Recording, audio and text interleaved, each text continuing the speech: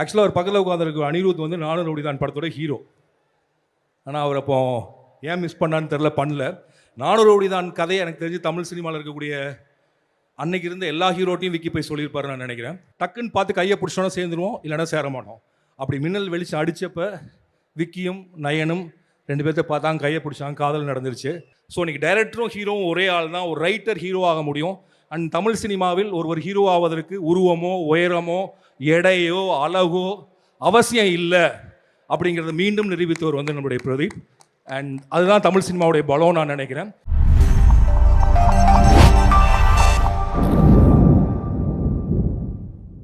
Good evening, sir. வணக்கம். வணக்கம் sir. Welcome to our pre-release event. Very happy to have you here, sir. சொல்லுங்க, இன்னைக்கு வந்திருக்கீங்க blessings and wishesக்கு. Please share it, sir. நான் வந்து விக்கியோட friend, விக்கியோட fan.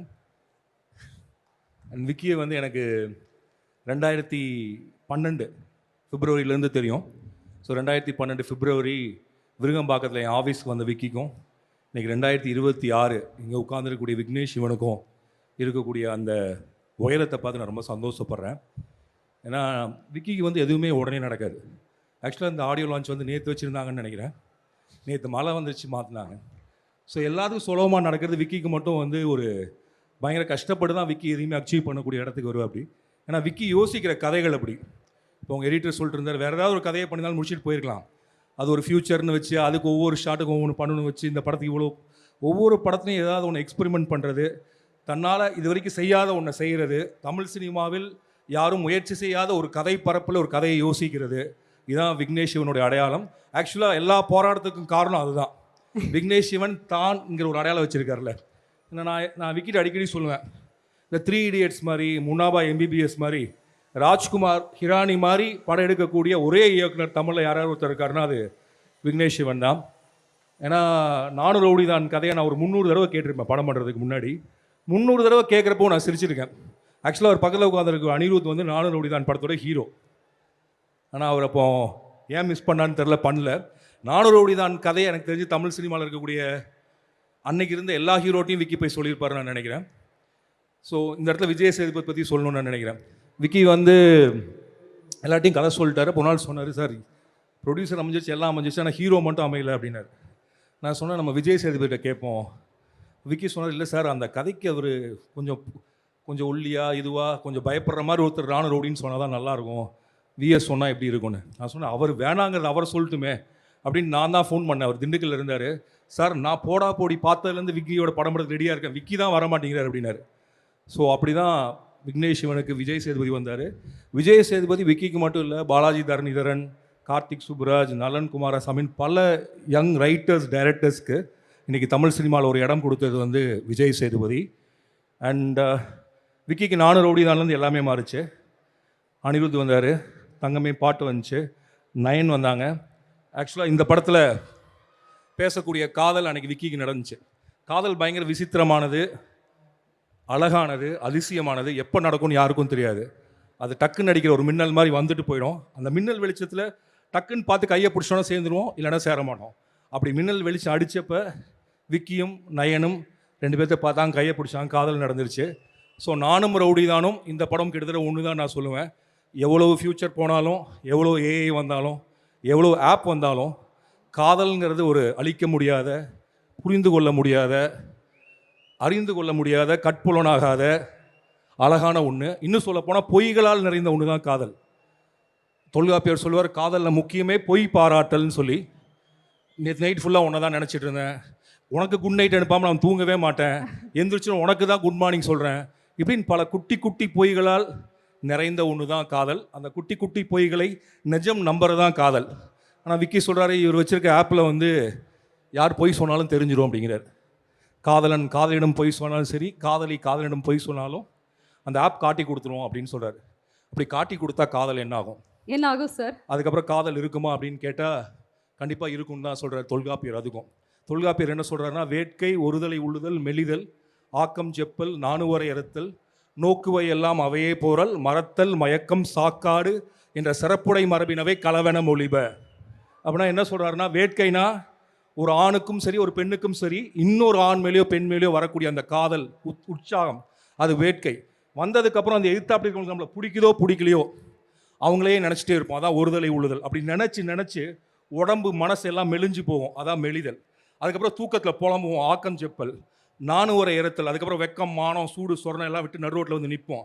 அதுக்கப்புறம் நம்மளே மறந்து மயங்கி செத்து போகக்கூடிய அளவுக்கு சிறப்புடையது காதல் அப்படின்னு சொல்கிறார் தொல்காப்பியர். கிட்டத்தட்ட அது 2050 இருந்தாலும் சரி, 2100க்கு போனாலும் சரி, காதல் அப்படியே தான் இருக்கும், அந்த சிறப்போடு தான் இருக்கும். ஸோ ஏன்னா இன்றைக்கி வந்து ஃபியூச்சரிஸ்டிக்கானதுன்னு பார்க்குறப்ப நம்ம ஆப் பற்றி பேசுகிறோம். ஆக்சுவலாக இன்றைக்கி வந்து இப்போ உங்களை பற்றி ஏதாவது சொல்லணும்னா முன்னாடி விக்கிபீடியாவில் தேடுவோம், இல்லை ஒரு ப்ரொஃபைலில் தேடுவோம். இப்போ வந்து ஒரு ஆப்கிட்ட கேட்டால், ChatGPT கேட்டால் அது வந்து தகவலை சொல்கிறது இல்லை, உங்களை பற்றி ஒரு வெர்டிக்டே கொடுக்குது. இன்றைக்கி யாருங்கிற தீர்ப்பே அது கொடுக்குது. இனிமேல் நம்ம பிராண்டிங் பண்ணணுன்னா நம்ம வந்து வேறு யார்ட்டையும் சொல்ல வேண்டியதில்லை. ஆப்புக்கு நம்மளை பற்றி என்னெல்லாம் சொல்லணும்னு சொன்னால் மட்டும்தான் நம்மளை பற்றி ஒப்பீனியன் வரும். எப்படி வாட்ஸ்அப்பை நம்ம நம்பிட்டு இருந்தோமோ இப்போ எல்லோரும் ஆப்பை நம்ப ஆரம்பிச்சிருக்காங்க. ஸோ உலகம் வந்து யோசிச்சு பார்த்தா ரொம்ப காம்ப்ளிகேட்டடாக மாறிட்டு இருக்கு. இவ்வளோ காம்ப்ளிகேஷன்லையும் இவ்வளோ நவீனத்திலையும் மாறாத ஒன்று காதல். அந்த காதல் எப்போதும் உலகத்தை முன்னேற்றத்தை நோக்கியே கொண்டு போவோம். அப்படிங்கிறது தான் எல்ஐகே அப்படின்னு நான் நம்புகிறேன். ஏன்னா எனக்கு இந்த கதையும் தெரியும். இந்த படத்தோட வில்லனை வந்து நான் வந்து ஹோமோசெப்பியன்ஸ் எழுதின ஆத்தரும் இந்த படத்தோட வில்லன் எஸ்ஜே சூர்யா சாரும் ஒன்றுன்னு நான் நினைக்கிறேன். அண்ட் விக்கி இந்த மாதிரி கதைகளை யோசிக்கக்கூடிய தைரியம், உற்சாகமெல்லாம் உள்ள ஒரு பாய் விக்கி. ஏன்னா நான் விக்கி வந்து அந்த சுருள் முடி, அந்த சேட்டை கண்ணு, இப்போ கொஞ்சம் குண்டாயிட்டார். அப்போ இன்னுமே நிஜமாகவே பாயாக இருந்தார் அவர். நான் எப்போதுமே விக்கி மிக்கி லக்கி பாய் அப்படின்னு சொல்லுவேன். ஏன்னா அவர் என் ஆஃபீஸ்க்கு வந்தாலே எனக்கு ஒரு பயங்கர சந்தோஷமும் அதிர்ஷ்டமும் சேர்ந்து வந்துடும். So for me is always a Vicky Micky lucky பாய்.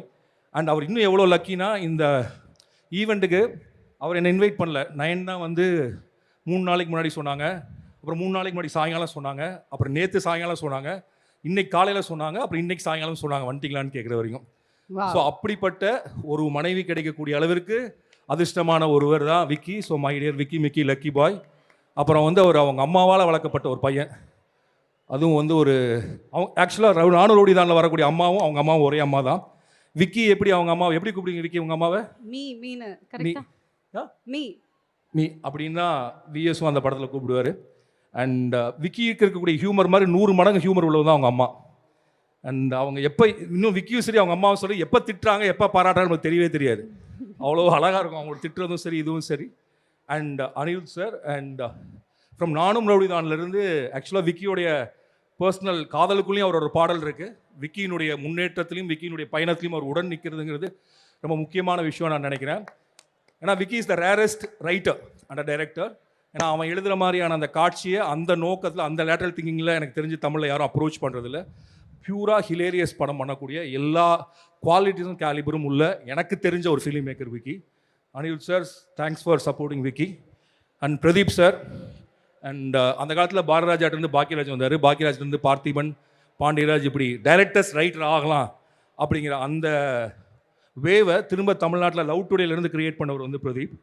ஆக்சுவலாக அவர் ஸ்டார்ட் பண்ணதுலேருந்து தான் இன்றைக்கி வந்து நம்ம வித் லவ் டைரக்டர். அண்ட் அவர் தான் டைரக்டர் கம் ஹீரோ இல்லையா? வித் லவ்ல இல்லை, அவர் அசிஸ்டன்ட் டைரக்டர். பட் முதல் படம் அவர் டைரக்ட் பண்ணி குட்டியாக நடிச்சார். நம்ம இப்போ கென் அவரே நடிக்கிற படத்துக்கு அவரே டைரக்ட் பண்ணிக்கிறாரு. ஸோ இன்றைக்கி டைரக்டரும் ஹீரோவும் ஒரே ஆள் தான். ஒரு ரைட்டர் ஹீரோ ஆக முடியும். அண்ட் தமிழ் சினிமாவில் ஒரு ஹீரோ ஆவதற்கு உருவமோ உயரமோ எடையோ அழகோ அவசியம் இல்லை அப்படிங்கிறத மீண்டும் நிரூபித்தவர் வந்து நம்முடைய பிரதீப். அண்ட் அதுதான் தமிழ் சினிமாவுடைய பலம் நான் நினைக்கிறேன். எப்போதுமே ஏதாவது ஊர்லேருந்து கிளம்பி வருவக்கூடிய மிகப்பெரிய நம்பிக்கையும் கனவுலும் உடைய எல்லாத்துக்கும் ஒரே மாதிரியான கதவை திறந்து வச்சிருக்கிறது தான் தமிழ் சினிமா. அது 2050 ஆனாலும் சரி 2100 ஆனாலும் சரி அப்படி இருக்குன்னு நான் நம்புகிறேன். அண்ட் ரவிவர்மன் இருக்காரான்னு தெரில, என்னுடைய ஃபேவரட் கேமராமேன், அவருக்கும் என்னுடைய வாழ்த்துக்கள். அண்ட் இந்த படத்தோட எடிட்டர் அவர் இப்போ தான் நான் பார்க்குறேன், எனக்கு ரொம்ப பிடிச்சது உங்களுடைய எடிட்டிங் ஸ்டைல். அது பல தடவை நான் சொல்லிட்டேன். And nice to see you sir. And என்டிகேன்னு ஒரு எல்ஐகேவுக்கு என்னுடைய மனமார்ந்த வாழ்த்துக்கள். அண்ட் இதை ஒரு பெரிய திரையில் மக்களோடு மக்களாக சிரித்து மகிழ்ந்து பார்ப்பதற்கு நானும் காத்திருக்கிறேன்.